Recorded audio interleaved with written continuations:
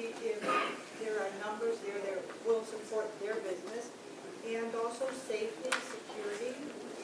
So those are some of the things that parents are looking for wherever they go, whether it's on, I think the street, which is where we are, or 79, I'm sure, or outside or suburbs or anywhere else. So,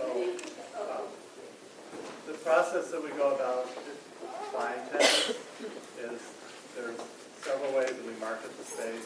We market the space in a couple of national databases that business owners can go look up for real estate, and then also that real estate brokers subscribe to find out what's available in the market.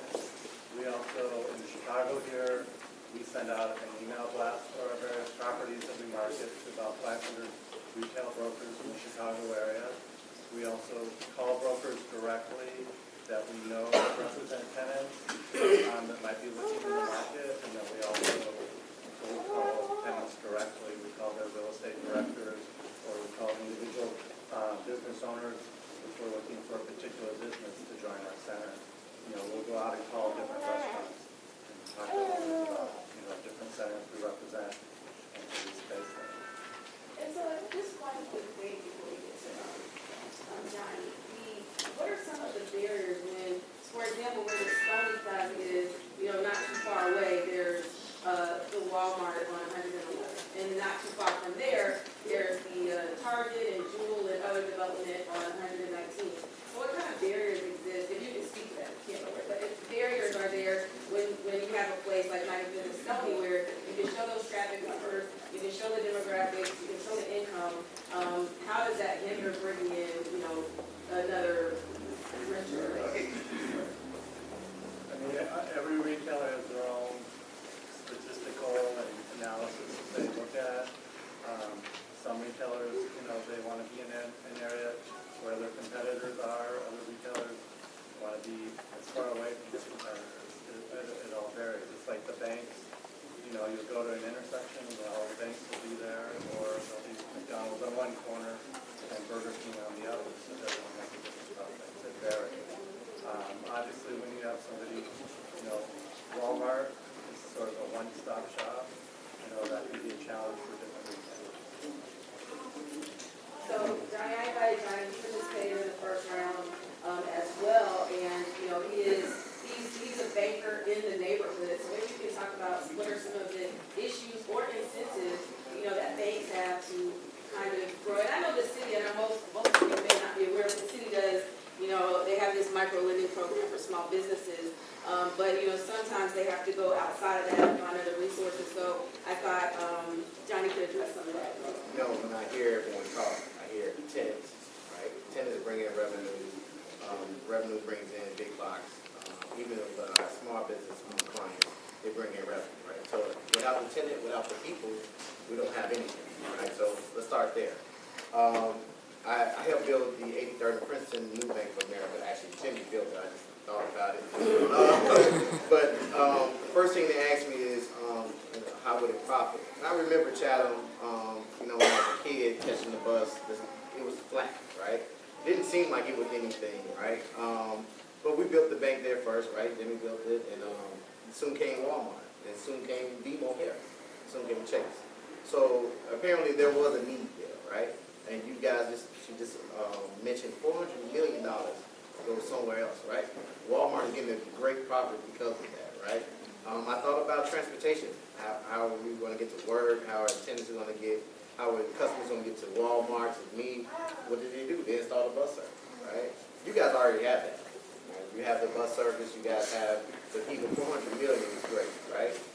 So how do we establish that? I think is the bigger piece, right? First, we say tenants. That means housing. We have to make sure that the housing is there. Foreclosures. Of course, Bank of America, any bank, see more foreclosures in the area. We don't want to locate there. We need another financial institution somewhere in the area, right? I know Urban Partnership just closed down, right? They're closing, right? So I think the closest one is me. Well, U.S. Bank is on 83rd, U.S. Bank is on 83rd. and we have a Bank of America.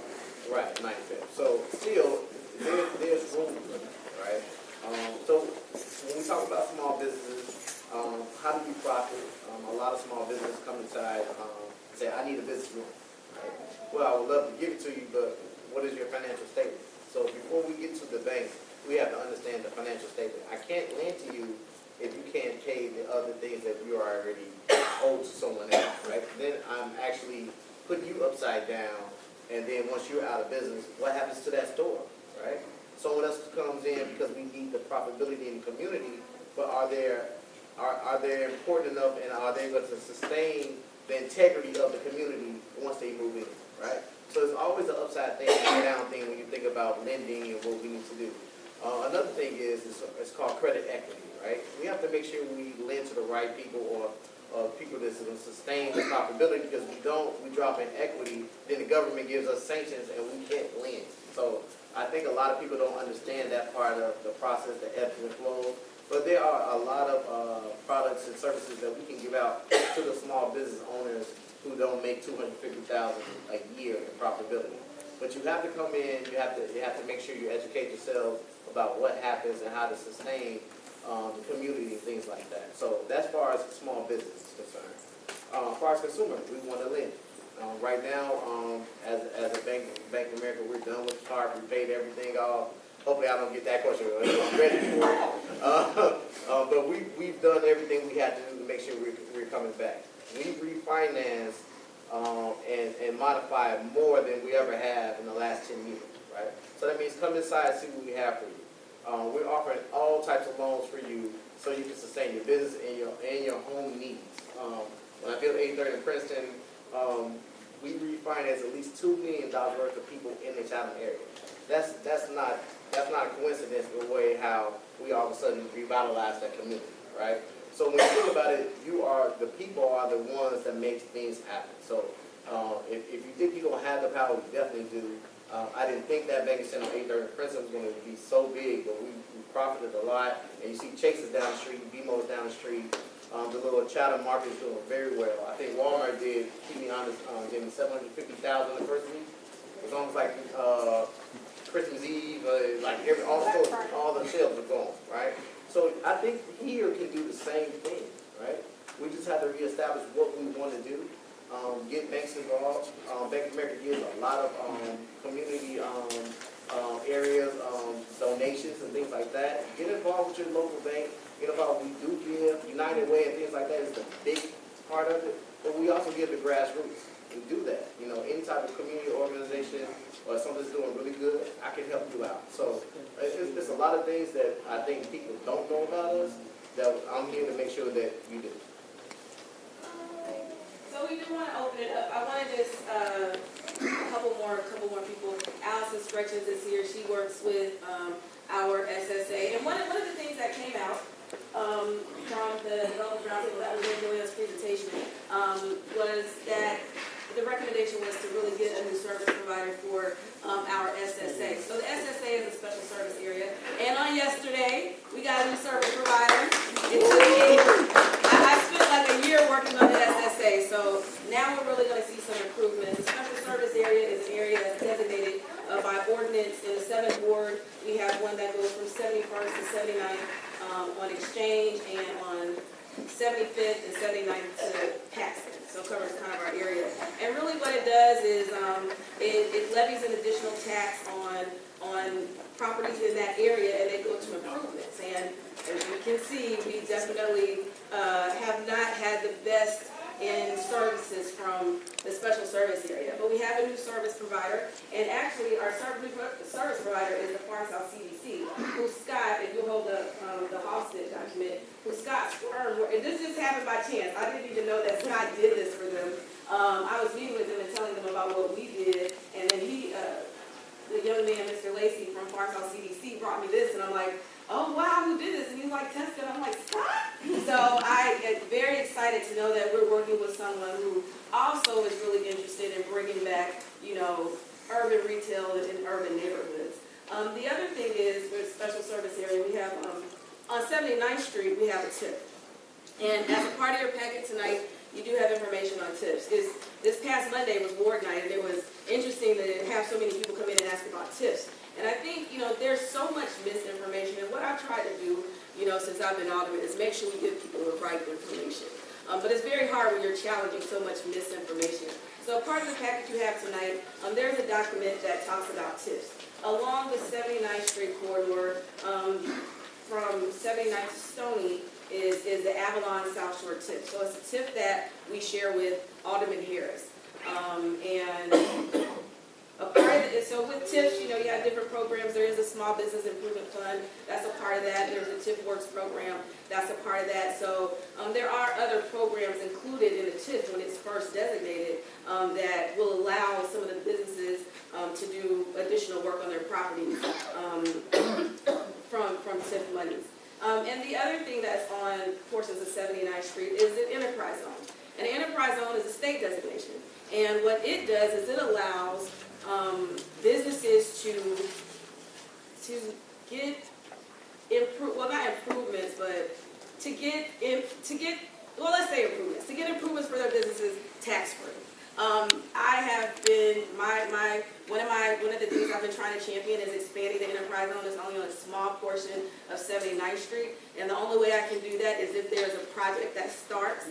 So we really are, you know, there are a lot of opportunities and incentives along 79th Street, and actually, if you didn't get a chance before to look at what we've set up here, these are all the parcels that are along the corridor, and it also identifies the zoning. So, and that's one of the things also that we talked about, is you have to look at zoning because that can attract or distract investors or business owners. And then you can also see the aerial view as well. So those were some of the things we put together. And the only other document you don't have that we gave out was a list of all the properties that were, well, and you can see them on the aerial, those are city-owned properties, but all the private properties that are owned. And Allison actually worked with our previous service provider, so she's familiar with a lot of the properties in the area. And let me just, don't get mad, I'm about to call them out, but we have a business on 79th Street that's been there, you know, 45, 50 years. So it is possible to survive. And just recently, he did updates in his store, so Mouse is here. And so, you know, we know that you can survive on 79th Street. When I first became alderman, there was a tropical fish store right on the end of your store, at the end of your building. And, you know, some of my friends were telling me that was the only place on the south side of the city where you could get tropical fish. And it's gone now. So we got to find a way to help our businesses survive. I want to also call out, I know I'm calling everybody, but Pastor Anque, he is on the SSA commission. So, you know, they now are in good hands. And we're going to start seeing a lot of changes along our SSA and along, you know, some of our most valuable corridors. Well, if I could add to that, you know, as we looked at what the near-term, short-term goals were, bringing on SSA provider was really critical to implementing a lot of the recommendations that we came up with, whether it's marketing the corridor, cleaning the corridor, helping with vacant lots. The SSA really can help, and you can coordinate a new process to SSA. So you can share costs, you can look at joint service providers to help support some of that. So